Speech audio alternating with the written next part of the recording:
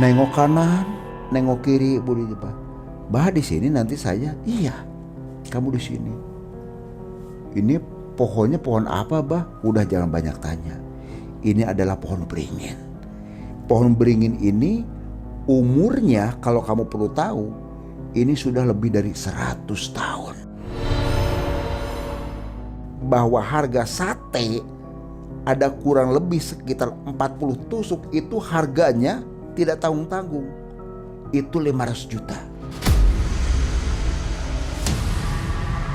Oh iya Pak kalau begitu. Nah setelah datang makhluk itu pun nyampaikan 500 juta itu langsung. Itu penuh dengan tumpukan uang. Senang Budi. Kurang lebih itu dihitung sama Budi ya betul. Kurang lebih sekitar 500 jutaan. Setelah beres itu langsung ngebel ke si bosnya.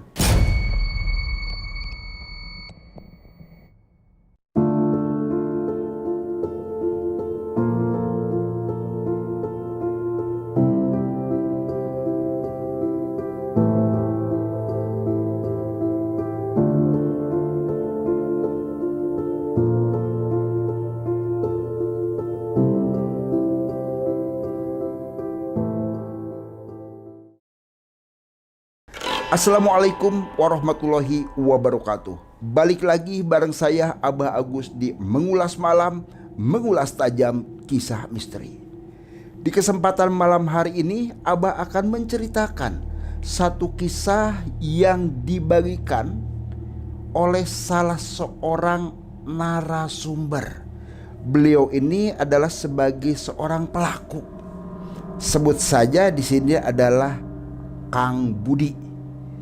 Seluruh nama, karakter, serta lokasi kejadian ini sengaja Abah samarkan untuk menjaga privasi seseorang.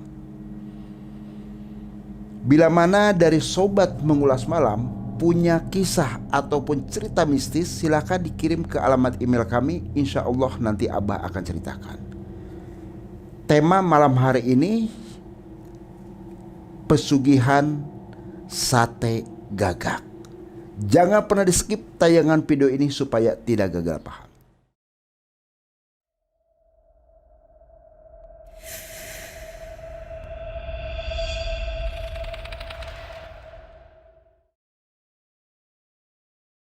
Mas Budi ini bercerita kepada Abah apa yang dialami beliau sendiri. Ini kisaran bulan Agustus tahun 2023. Jadi masih fresh ini.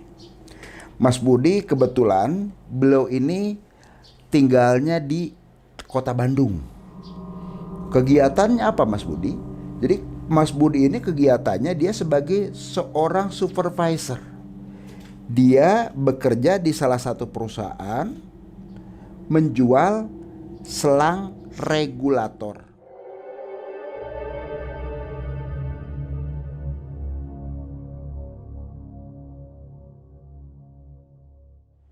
Sobat pasti paham ya, untuk gas yang ukuran 3 kilo, yang 12 kilo. Nah Mas Budi sendiri beliau sebagai seorang supervisinya. Dan tentunya seorang supervisor ini memiliki tim. Jadi dia membawahi anak buah kurang lebih sekitar 12 orang. Cukup lama sebetulnya Mas Budi sendiri bekerja di salah satu perusahaan tersebut. Dan karena prestasinya beliau pun diberikanlah kepercayaan. Supervisi sampai perihal keuangannya pun ini si bos 100% mempercayai ke Budi tadi. Karena penjualan semakin lama semakin meningkat, tentunya perusahaan pun ini ingin mengembangkan. Boleh dikatakan orang di luar sana itu ekspansi. Mas Budi di rolling lah ke salah satu tempat di daerah Jawa Timur. Nah di sana Mas Budi pun ini terus terang saja sedikit agak berat tadinya. Karena melihat saya harus meninggalkan anak istri. Anak-anak ya usia kisaran 10 tahun dan yang 7 tahun ke situ. Masih pada sekolah, masih kecil-kecil ya SD lah ke situ. Tapi karena tugas mau tidak mau dan sudah satu konsekuensi tentunya. Dan sebelum mutasi pun Mas Budi nyampaikan ke istrinya, yaitu Teh Neneng, Bun, ya Pak, enggak ini Teh Bun, Bapak tuh minggu depan dimutasi. Mutasi kemana? Itu ke Jawa Timur. Jawa Timur di mana Pak? Di Surabaya. Ya sudah Pak, yang pasti Bunda akan doain Bapak usahanya makin maju, semakin lancar. Dan juga terus terang saja ini, awas ya, jauh dengan istri, pokoknya jangan macam-macam. Kata si bundanya itu ke Budi, ke situ ke suaminya. Ah, macam-macam gimana lah, cukup satu aja ke situ kan. Ya sudah, pokoknya mama doain Bapak sukses. Dah, marah masalah anak-anak biarin, ini urusan mama. Toh ibu juga kan masih ada katanya. Jadi kebetulan si bunda atau si ibu Neneng ini kan dekat dengan ibunya, jadi mertua dari Mas Budi tadi. Nah singkat cerita, Budi pun terbang ke Surabaya tepatnya. Nah di Surabaya dia pun sudah menempati satu kantor yang boleh dikatakan sih cukup bagus lah untuk ukuran perusahaan di tempatnya Mas Budi. Hanya menjual sebatas selang regulator untuk gas tadi. Tim segala macam sudah disiapin. Nah ini timnya ternyata lebih banyak lagi. Ada kurang lebih sekitar sampai 24 orang.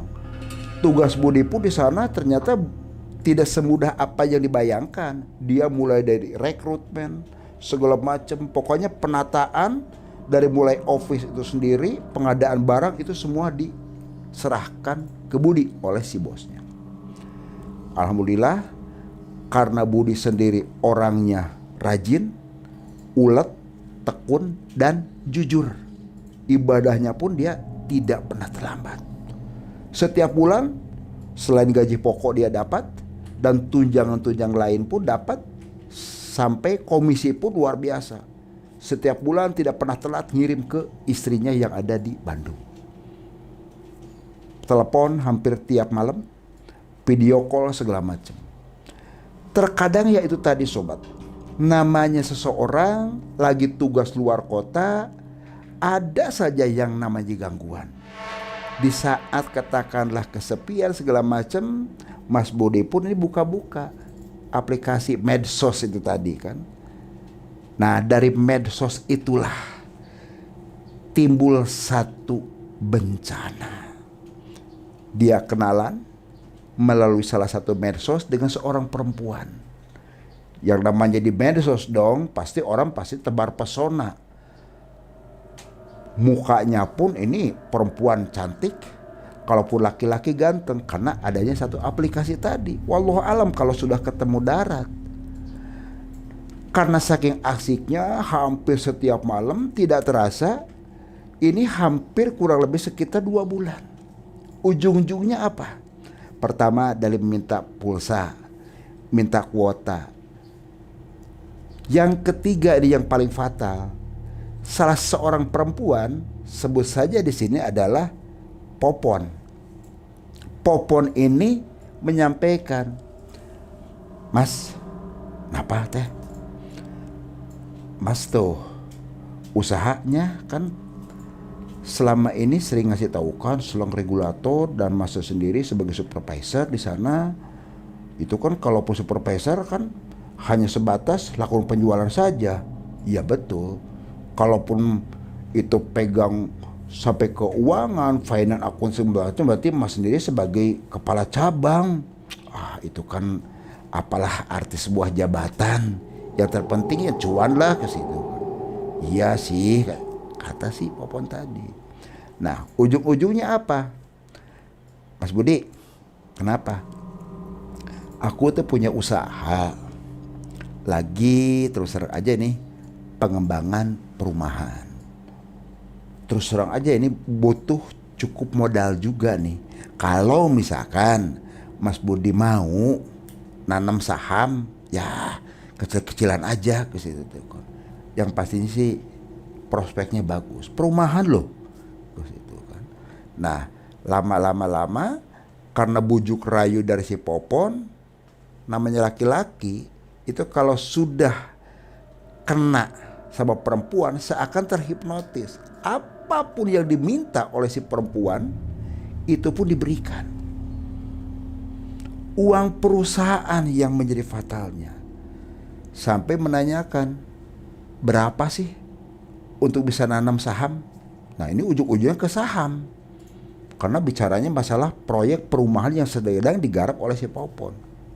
Tidak tanggung-tanggung. Sedikit aja dulu. Berapa sedikit tuh? Cukup 500 juta saja untuk awal ke situ. Waduh, kalau 500 juta sih saya terus terang nggak ada. Loh, kan Mas sendiri kan ada uang perusahaan di situ kan. Kan sering cerita omset perusahaan bisa sampai sebulan 3 miliar, 5 miliar. Kan bisa dong diputarkan dulu ke situ kan. Nah, ujung-ujungnya dengan berbagai macam cara ditransferlah si uang 500 juta, bukan uang pribadi dari si Budi tapi uang perusahaan. Awal 1 bulan itu dia sudah mendapat satu keuntungan, dapat fee 20%. 20%. Waduh, 1 bulan saya sudah bisa menikmatin 20%. Nambah lagi. Tuh Mas, 500 juta 1 bulan sampai sudah dapat 20%. Gimana? Coba kalau misalkan investnya lebih besar lagi. Berapa? 2 miliar katanya. Dia transfer lagi. 500 sudah masuk, 1,5 miliar masuk. Jadi total hampir 2 miliar. Setelah transfer masuk ke nomor rekening si Popon, apa yang terjadi sobat? Nomor HP Budi itu langsung diblok. WhatsApp diblok. Di medsos pun itu langsung hilang begitu saja. Baru tersadar bahwasanya saya Budi ini sudah kena tipu muslihat. Kebingungan. Istrinya telepon, Mas, kok ini ada terlambat sih? Terlambat apa, Mbak? Ini gajian biasa Bapak kan transfer ke Bunda juga. Ya Bun, maafin dulu, ini lagi ada sesuatu. Sesuatu apa? Kan? Ini ada terlambat penggajian dari pusatnya. Budi sudah mulai melakukan kebohongan-kebohongan. Kebingungan segala macam. Terjadilah kecurigaan dari pihak perusahaan. Dan dilakukanlah audit. Ternyata setelah dilakukan audit, Budi pun berbicara terus terang. Bos, mohon maaf, saya telah melakukan satu kesalahan. Saya telah melakukan satu kehilapan.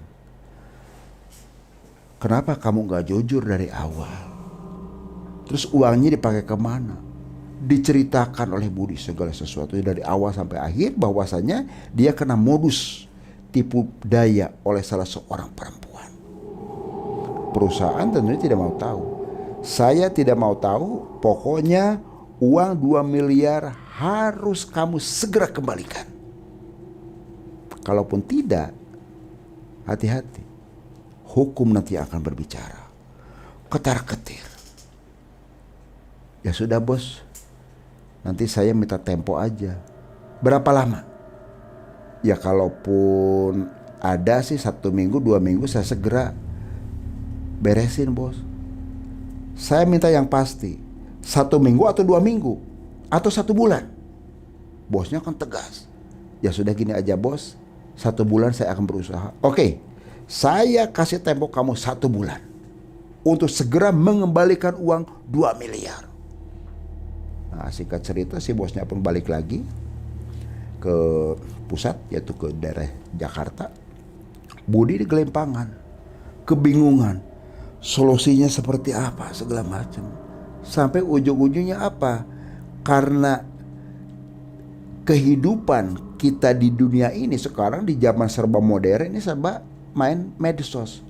Ujung-ujungnya apa? Dia buka salah satu medsos, dia membuka seorang paranormal yang konon katanya dia ini melayani jasa untuk membantu perihal seseorang lagi kesulitan ekonomi. Di WhatsApp dulu pertama. Perkenalan melalui WhatsApp, ujung-ujungnya by phone. Nah, Budi langsung telepon. Assalamualaikum, Mbah. Betul ini Mbah Said? Iya betul, Nak.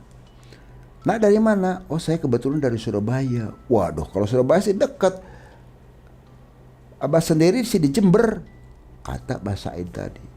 Ada masalah apa nih? Jadi gini, Bah, satu lagi ada kesulitan perihal masalah keuangan. Kebetulan ini menyangkut masalah uang perusahaan. Saya kalau tidak sesegera mungkin membayar atau melunasi, ini saya akan disel, Bah. Kiranya Abah berkenan bisa bantu saya. Oh, kalau begitu sih urusan kecil kalau buat Abah sendiri. Mas Budi datang saja langsung ke alamat Abah, kata Mbah Said. Oh, nggih, matur kesuwun, Bah, kalau begitu. Nah, keesokan harinya Budi pun datang ke Jember. Ketemu dengan Mbah Said. Baru nyampaikan. Bah, saya Budi yang tempoh hari chat dulu ke Abah perihal masalah kesulitan keuangan. Oh, ini sampean tuh. Dari mana tinggal asal? Saya kebetulan sih dari Bandung, Bah. Oh, dari Bandung. Terus gimana? Yang mau kamu kehendaki seperti apa? Terus terang saja saya betul-betul kepepet. Saya pengen mendapatkan uang ini secara cepat, Bah. Urusan itu kecil kalau buat Abah, tapi ada syaratnya. Kamu mau tidak melakukan pesugihan? Pesugihan? Iya, pesugihan.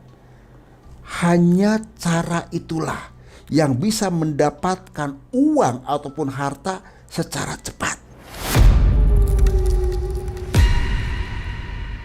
Budi terdiam sejenak. Berbicara pesugihan, dia tahu. Karena dari hati dan pikirannya sedang kalu segala macam, Budi pun menyanggupin. Kalau kamu sanggup, siapkan maharnya. Waduh, Bah, saya kan lagi kesulitan, Bah. Bagaimana kalau misalkan, Bah, misalkan apa? Nanti kalau misalkan uangnya sudah dapat dari hasil ritual, saya akan bayar, Bah, ke Abah. Bahkan saya akan memberikan lebih buat Abah. Ya sudah, kamu lelaki, saya akan pegang omongannya. Siapkan nanti malam kita akan lakukan ritual. Sebelum maghrib, kamu nanti masuk ke tempat ritual Abah. Abah nanti akan berikan mantra-mantra khusus kepada kamu. Yang keduanya lagi, burung gagak yang sudah Abah siapkan, ini nanti kamu harus potong. Sujennya pun Abah nanti sudah siapkan, nanti bikin seperti sate. Cuma itu aja, Bah? Belum. Yang ketiganya, nanti Abah akan antar kamu ke tempat ritual yang tidak jauh dari lokasi Abah punya ini. Kamu siap tidak menghadapi segala sesuatunya? Kalau setengah-setengah lebih baik jangan dilanjutkan. Saya siap apapun yang akan terjadi, Bah. Nah, kalau sudah kamu siap dan pikiran kamu sudah yakin, teguh segala macam, nanti kita akan lakukan ritual. Nanti Abah akan berikan uang 100.000, ini sebagai pancingan. Nah, terusan ini kotak kayu, ini kamu nanti taruh di depannya. Uang 100.000 ini taruh di kotak kayu tersebut. Oh ya sudah, Bah, kalau begitu. Ada lagi tidak, Bah? Cukup. Menjelang maghrib, si Budi pun masuk ke kamar khusus ritual yang tempatnya Mbah Said, dibacakan mantra segala macam. Nah, menjelang katakanlah kurang lebih sekitar hampir jam 9 malam baru diantar. Dengan kondisi yang katakanlah ya hutan, namanya juga hutan gitu kan. Sudah sunyi, sepi. kanan kiri pohon besar ke arah gitu tuh kan. Sudah kondisinya juga pas kebetulan itu lagi hujan rintik-rintik ke situ tuh. Kayak gerimis lah gitu. Bikin merinding sebetulnya sih. Tapi karena yakin Budi sendiri, karena butuh dan kepepet, dia pun ngikutin Abah Said. Abah Said di depan, Budi membawa tempat pembakaran sate. Terus sate gagaknya yang sudah ditusukin pakai sujen, juga ada dupa juga sebagai pancingan, terus kotak dan ada uang juga. Singkat cerita sampailah di salah satu makam. Nengok kanan, nengok kiri, Budi coba. Bah di sini nanti saya. Iya, kamu di sini. Ini pohonnya pohon apa, Bah? Udah jangan banyak tanya. Ini adalah pohon beringin. Pohon beringin ini umurnya kalau kamu perlu tahu, ini sudah lebih dari 100 tahun. Terus saya seperti Abah tadi sampaikan, baca mantra, siapkan pembakaran segala macam, lepas seluruh pakaian kamu. Abah hanya bantu untuk rakyat saja, kamu tinggal sendirian. Ingat nanti di saat kamu lagi ngipas-ngipas sate gagak tadi, kamu pun langsung tawarin. Teriak. Teriaknya seperti apa, Bah? Ya itulah teriakannya. Tegagak. Tegagak. Ucapkan seperti itu. Nanti mereka pun yang ada di sini akan hadir.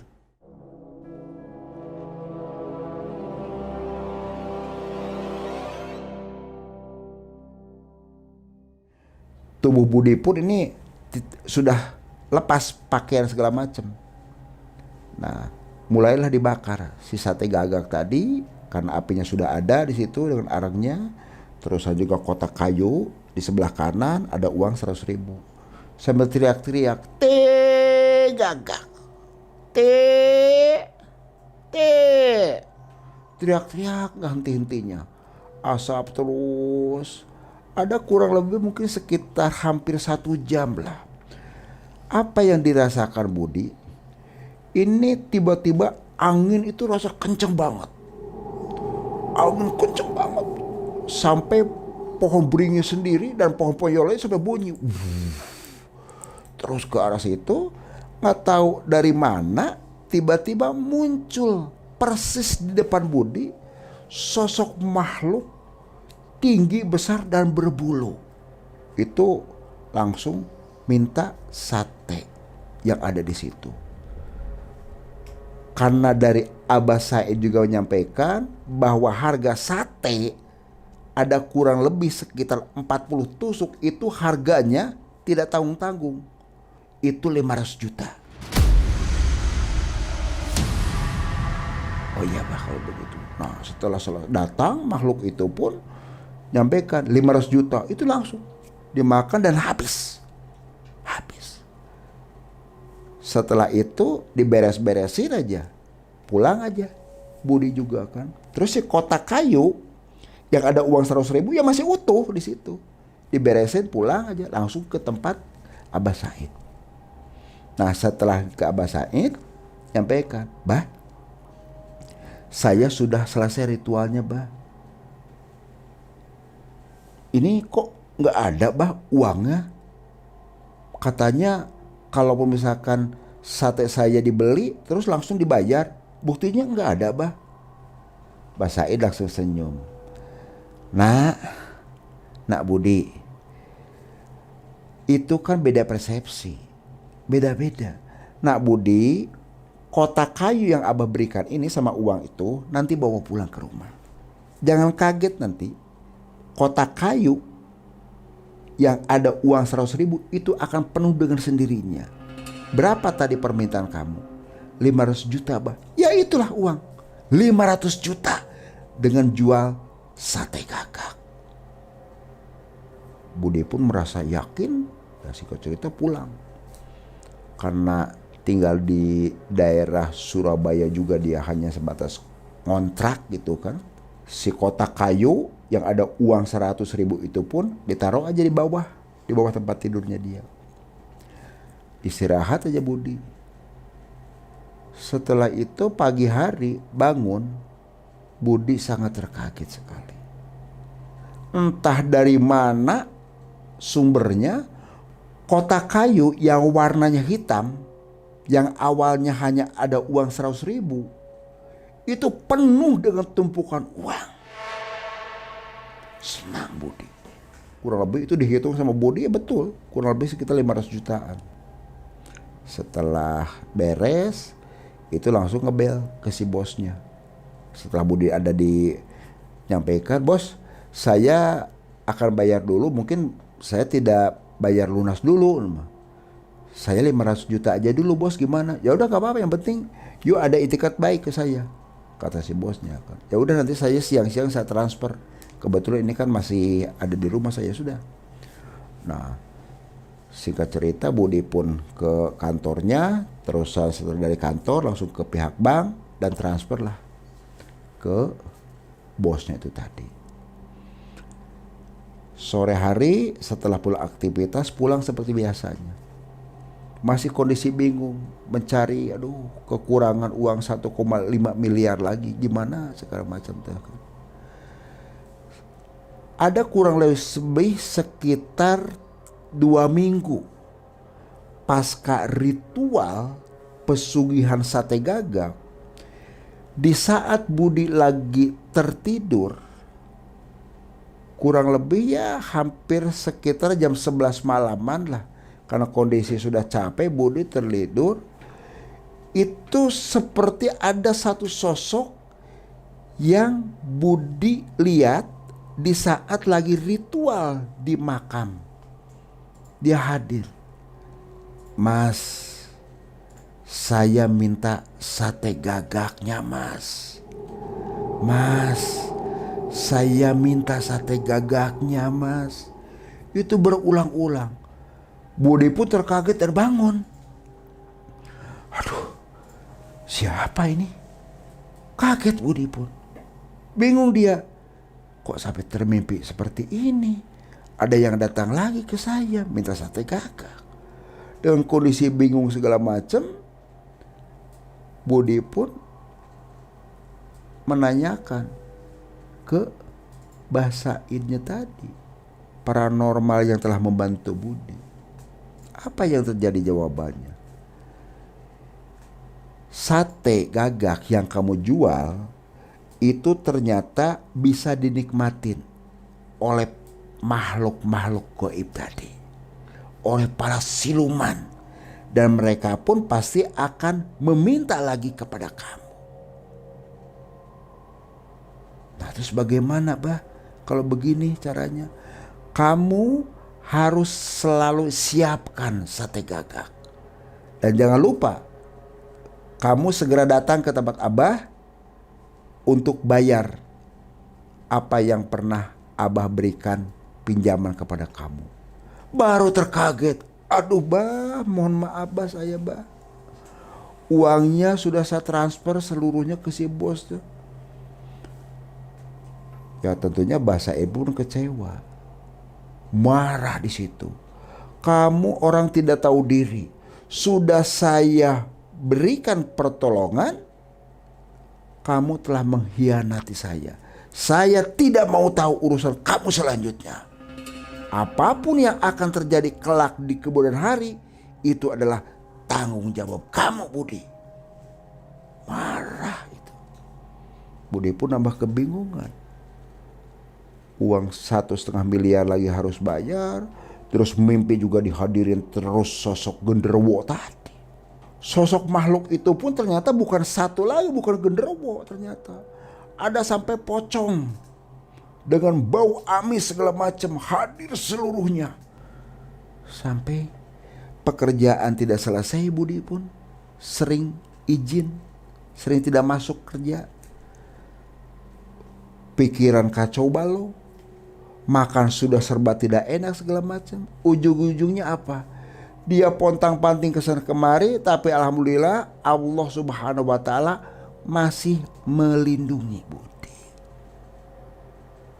Dia datang ke salah satu musola.